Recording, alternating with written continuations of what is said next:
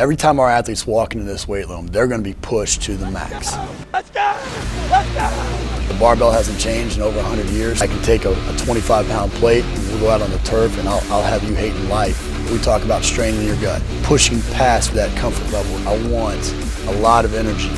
What better breeding ground is there for being a success in life than the weight room?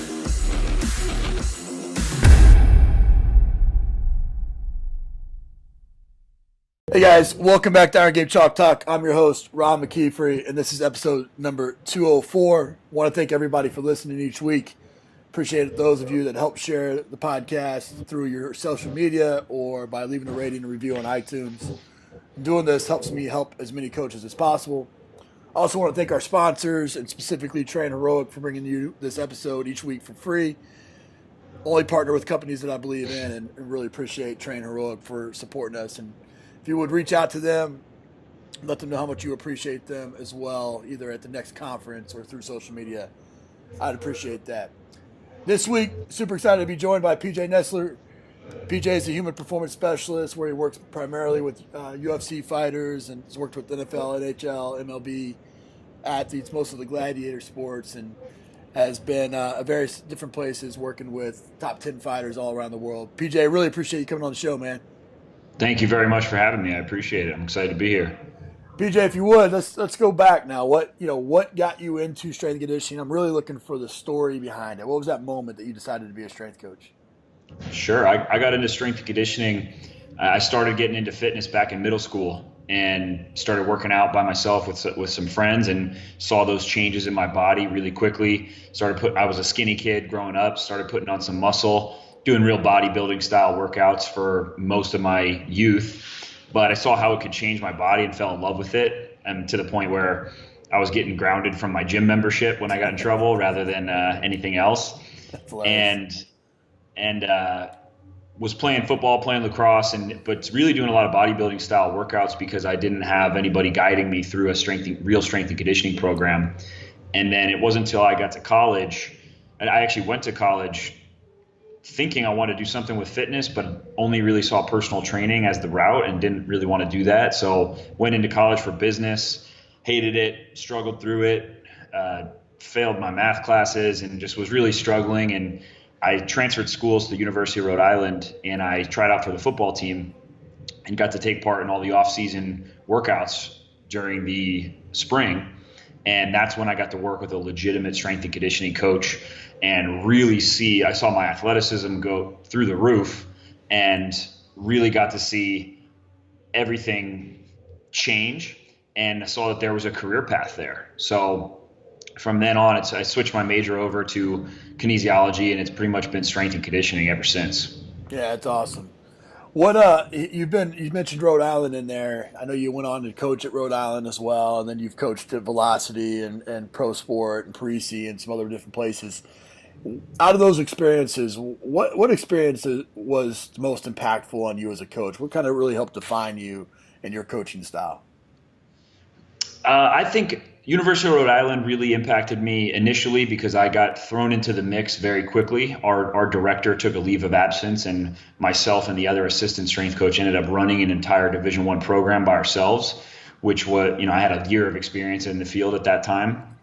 So I was thrown into the fire, and I learned a lot from that. Made a lot of mistakes, obviously, looking back now, but that was something that shaped me and also really helped me to expedite my career and get some positions early on at a younger age that a lot of my peers weren't getting.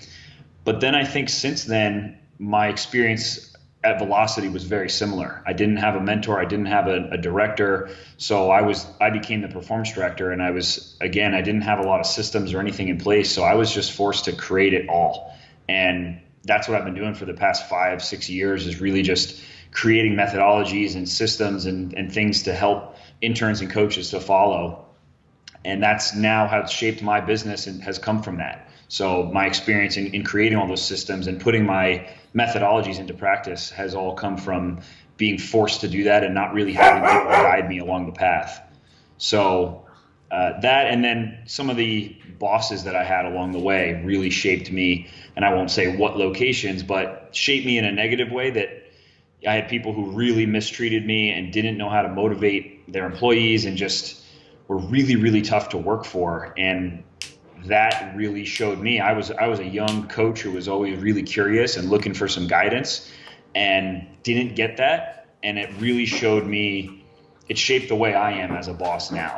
And I think that I am over the top in the way that I help develop my employees, my interns, and I've developed a real passion for mentoring people and working with people. And I think those difficult experiences that I had through my career have shaped me more than anything else.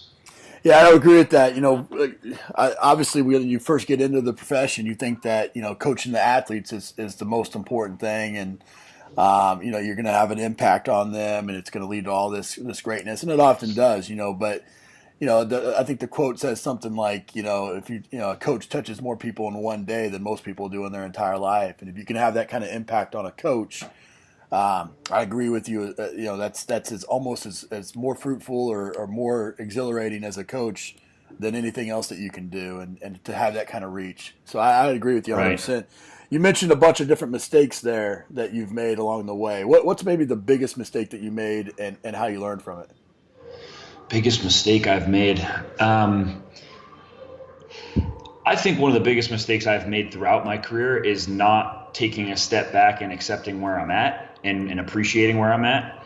I've always been, and I think it's benefited me in some ways, but it's also, I've always just worked myself to death looking for the next step and burnt myself out really quickly and never really took the time to appreciate where I was at. And looking back now, I did some really great things throughout my career that I think I could have taken a minute to appreciate as I was going through. And that's some of the advice I have for young coaches now. I've had some young coaches working with me who are up and coming rock stars. And the biggest thing I told them is, you're going to be successful in this field.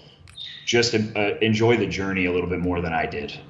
Yeah, I think Nick Saban comes to mind, obviously, and he talks about all the time about how you have to embrace the process and take a moment and stop and kind of smell the roses and enjoy where you're at, when you're at practice, right, or when you're in the weight room and all those different things, because the wins are just part of the equation. And I know that as strength coaches, oftentimes we typically are so focused on what's next that we oftentimes don't appreciate what's right in front of us. And you talk to any veteran strength coach, and they're going to tell you the same advice. They're going to tell you to go back and really, they wish they would have enjoyed it a little bit more. Right. You've worked quite primarily, obviously, with combat athletes, martial artists, and things along those lines. What do you see being done well by coaches that are training those athletes? Because it's next to maybe tactical strength and conditioning, probably fighting, working with fighters is probably the next, is probably the latest trend in strength and conditioning per se. What have you seen being done well? I think the one thing that's being done really well now compared to maybe 5-10 years ago is the legitimacy of strength and conditioning coming into the sport and coaches taking a professional approach. And unfortunately, most of the coaches that are doing that are strength and conditioning professionals. And we've yet to get to the point where a lot of these sport coaches are on the same page, but it's progressing slowly. And now there's at least strength and conditioning professionals who are taking the same approach that we've taken to prepare top level athletes from all other sports and start to bring those concepts into MMA, where these fighters really, really need an intelligent approach, because they are the lifespan of a fighter is so short because their bodies are just, the nature of that sport is going to be shorter than most sports anyway. Right. But the way they train is crazy. So I think that approach that's coming in is going to do wonders for the UFC, for MMA, for combat sports in general. And the other side of that is a lot of these coaches that are doing it at a high level are just sharing it. And they're so open. There's not a lot of really high level guys that are coming in and closed off. Sure. The guys who are doing it really well are teaching it, and they're doing seminars and they're speaking about it and they're writing books, and that stuff's great because it's a small community now. So anytime I reach out to a big time strength coach who's working with fighters, most of them have just been very open arms with, hey, anything I can do to help, let's have a conversation, and I'm willing to share anything I can. And that's been really, really great.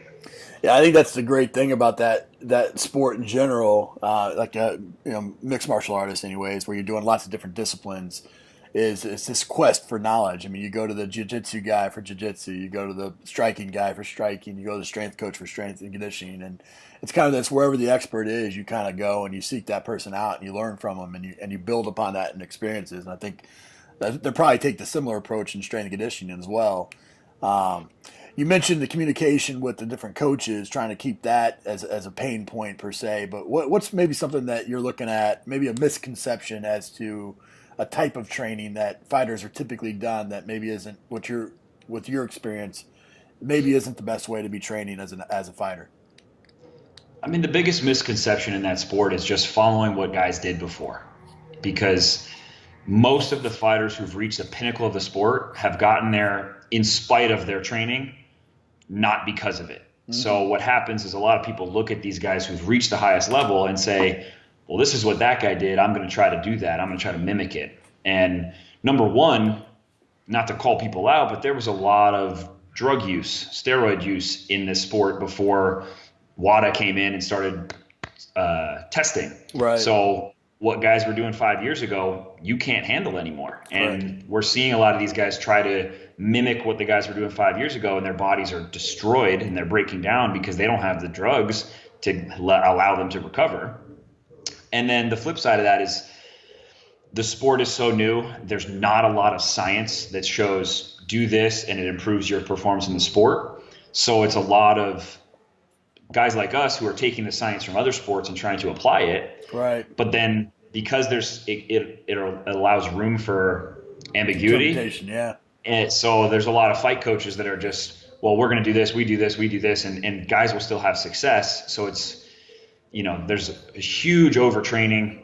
There's way too much hard training, way too much just garbage stuff. And then there's always a new flavor of the week, training mask or implement or something that looks new and exciting, and fighters will go right to it, especially because they'll see some top guy doing it, and then all these other fighters want to copy it. And it's really hard to kind of get people to understand that, hey, it's just the basics. It's the same stuff that has been used for football players and basketball players and soccer players for years to improve their performance. And those are the things that are going to help you be a better athlete and be a better fighter.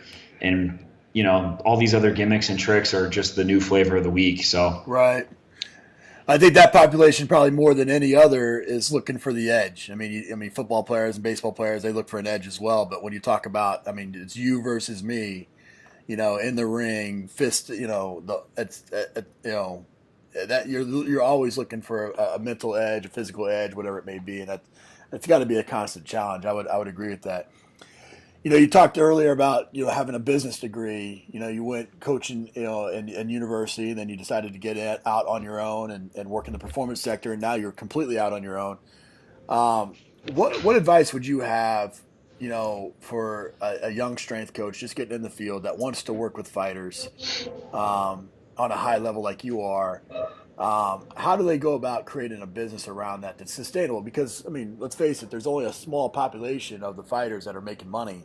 There's a lot of people that are trying to, but they're also poor to some degree, trying to chase that dream. What kind of business model is sustainable for a young coach?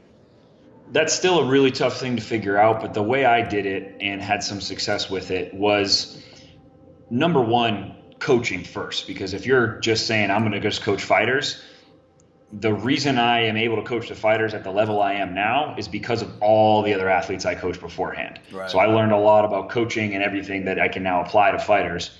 But if you want to work with fighters, getting involved in that world to understand what they go through, and the more involved you are, I've trained MMA, jiu-jitsu, kickboxing for a long time, so I can speak it a little bit, and I at least can understand some of what they're going through.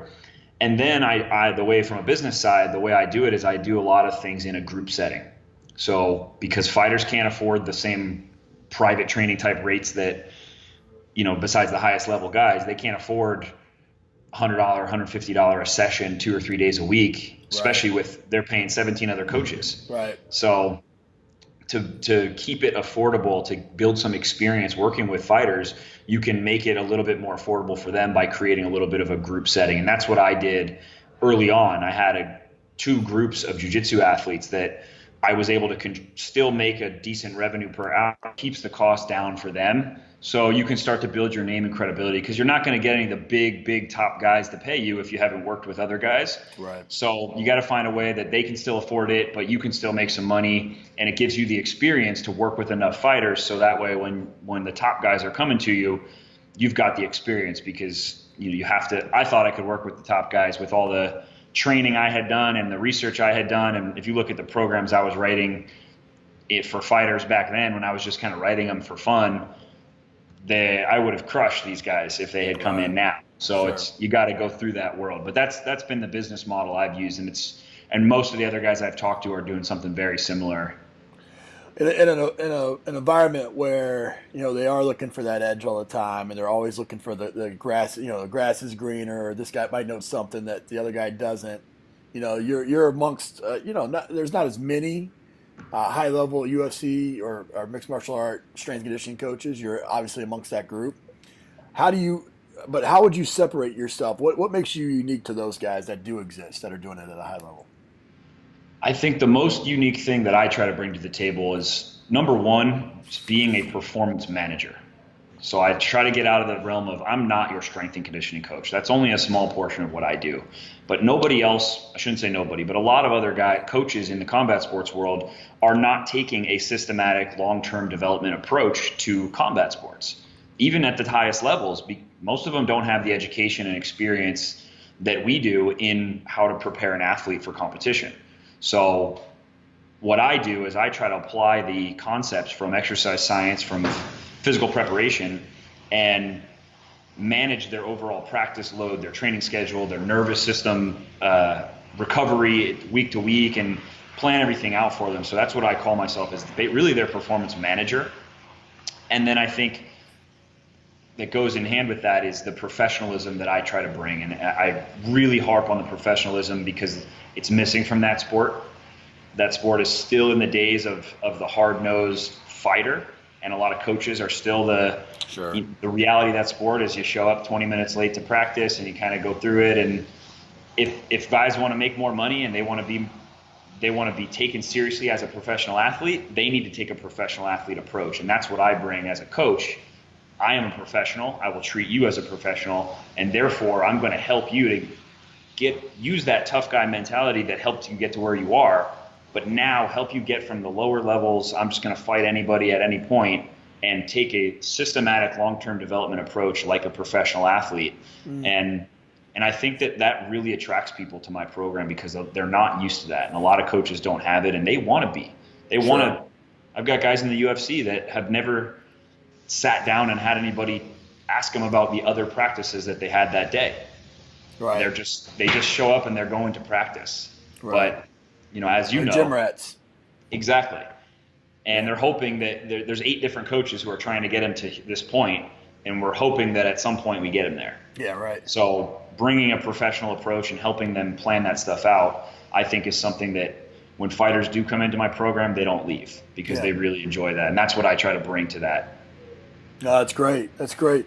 You mentioned earlier about having a passion for developing young coaches, that are going on. I mean, you've created some training programs and things like that. You've had a real comprehensive internship program in the past. What do you think is the single biggest piece of advice you could give a young coach coming into the profession? The biggest piece of advice I could give a coach, I would say one of the biggest pieces of advice I would give a coach is opening your mind to the business side, because I think the reality of sports performance is very difficult. You're not going to get paid a salary that's going to be that high for a long time. And for me, I was a guy who always looked at it as, where am I going to make more money? What company is going to pay me more money? And I think now the young coaches I work with, it took me a long time to realize that there's other opportunities out there to use your knowledge and skill set to make other sources of revenue that can aid in your current job. Yeah, I agree. And if I had looked at that when I was 25, I think I'd be a lot further along than I am now. because I was always just relying on who's going to give me that next paycheck. And unfortunately, there's just not, unless you are some of these guys at the college level, but still it's such a small few people who are making a lot of money in this field. So just opening your mind that there's other opportunities, and that the education side of it is a great thing, because there's a lot of passion in this industry, but most people get in it because they're so passionate and they've got no idea whether they're running their own personal training business or getting into sports performance. They have no idea how to do anything besides train. Yep. And that's what they focus on only. And that's really important, because you have to have a good product. But you also have to understand how to sell it and understand how to go out there and make a living out of it. No, I couldn't agree with you more. I wrote a whole book on that. I think that's so many absolutely. coaches stay in that technician stage and they don't branch out. And the reality is that if you do have multiple streams of income coming in, you have power at that point. You have some stability, and you can be the coach that you want to be. And if you're just chasing the paycheck, well, then you're doing whatever is being asked of you to get that paycheck. And Right. that's so many times you can sell your soul that way as a strength coach. And it allows you to be a better coach. Absolutely. Because now you can focus your time on the hours that you train certain clients or athletes, and you don't have to grind it out 15, 18 hours a day and still struggle to make a living, because now you can really take on the clients that you want to work with and that you do the best work with, and you can focus your time and energy into them versus just training everybody who's out there because you're struggling to make ends meet. Sure. No, I couldn't agree with you more. Well, man, we end the show with some resources. Give us the best piece of coaching advice you ever received. Best piece of coaching advice I ever received is probably the mantra that I live my life by, which is don't talk about it, be about it. And I think that there's a lot of people out there that like to overpromise things, like to say they're going to do things. And that was something that just stuck with me, just clicked with me. And it got to the point when, and that's how I applied to my own business. I've been talking about doing it. I've been talking about doing this. I want to do this. And it was just do it. Just take action. Just start doing it. That's been great for me as a coach, as a business owner, as a person. And I preach it to everybody I work with. It's absolutely the same conversation I had with my daughter last night about the difference. I wasn't always the smartest. I wasn't the fastest. I wasn't this, that, and the other, but nobody was going to outwork me, and I think taking action is what separates the good from the great. I really believe that. Right. Give us a book, app, and website recommendation.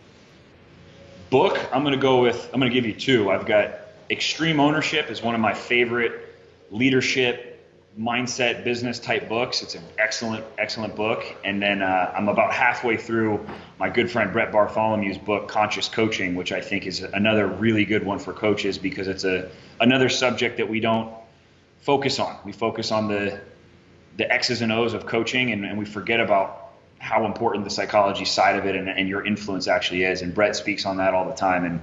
And everything I hear from him is great. I've loved the book so far, and I highly recommend that to young coaches to start looking at that rather than just the sets and reps that you're going to be doing on programs. Absolutely, I'd echo that as well. Both books, Jocko did a great job, and then Brett's book. I mean, I was able to contribute to that. I think it's a fantastic read for sure. What about a app website? App, I'm going to go with Headspace, which is a meditation app that I've been using recently and really helped me to get my mind into meditation. And it's something you hear about from every successful person out there, but I was always didn't really know how to do it, or thought it was kind of a hippie yoga thing. But it's really helped me. And that app is just simple to follow and simple to get a practice going. And I think it's really helped me as I've gotten further and further in my career to get my mind right. And I really like that one. And then website, I'm going to go with Juggernaut Strength, which is, I think, JTS Strength, Juggernaut Training Systems. Specifically, the mobility articles and videos and stuff from Dr. Quinn Hennick on there. He's another buddy of mine down here in California, but he's got some really eye-opening things about where physical therapy and rehabilitation is going for athletes. And it's really opened my eyes to get outside of what most people think physical therapy is. So there's a lot of really good information on that site. I love the way they put it together, and I've probably read every article and video on that site at this point. That's great, man. Well, where can people stay up with you and the things that you have going on? Best place to find me is my website, which is going to be launched this week, which is coachpjnestler.com. And then I'm very out on Facebook and Instagram. Instagram is at CoachPJNest24. And then everything else I have is just Coach PJ Nestler, and put a lot of free content out there on Facebook and Instagram. And then my website will be a place where I'll be putting a ton of free stuff as well.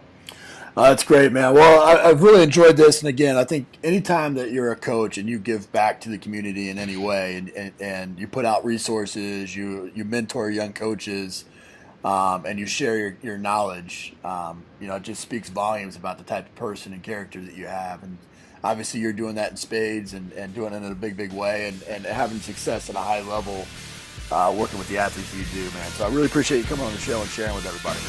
Yeah, thank you very much. It was my pleasure. That's it for this episode of Iron Game Chalk Talk. Thanks to this week's guest as well as our sponsors for bringing this episode to you for free. Make sure to check out ronmckeefery.com, where you can join our mailing list, find the show notes, including all the links and resources mentioned, and information about Coach McKeefery's other products. While you are there, please join Coach McKeefery in the comments section thanking our guest for sharing. If you haven't subscribed to Iron Game Chalk Talk on YouTube or iTunes yet, make sure to do so. Comments, ratings, and reviews are always welcome. Coach McKeefery can be found on Twitter at @RMcKeefery, on Facebook and YouTube at /Ron.McKeefery. That's it for this week. Be sure to check back next week for another great episode of Iron Game Chalk Talk.